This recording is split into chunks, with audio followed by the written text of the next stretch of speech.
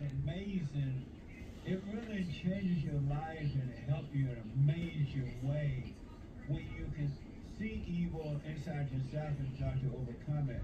But when you can see it in others, once you see it in yourself, you understand what that means. You can clearly see it in others. And one thing for sure, and without a doubt, all human beings until they wake up and start to overcome are evil. I didn't know that. I didn't know we were evil as human beings. I had heard it growing up, but I didn't know what it meant until I was able to see it. All human beings are evil. And it's crazy to see that.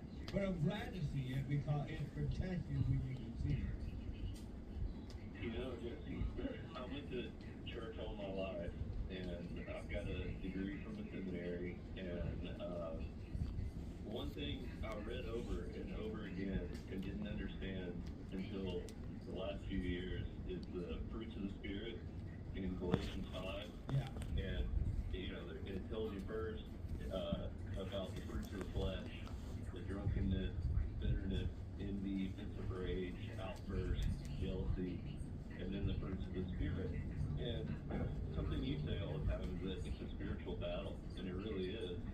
But what I've noticed in addition to that is that whether you have the good fruits or the bad, they come together. You never get just one. You get it all, or you got none. And it makes me look at myself a lot closer, and it made me understand others a lot better.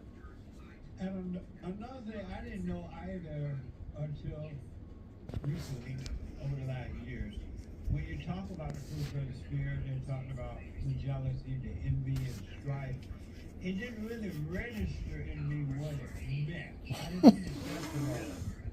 And I wasn't able at the time to put that together as human nature. And that Yes. human nature is the nature of evil. And that those were examples and signs of human nature. Strife, jealousy, and evil.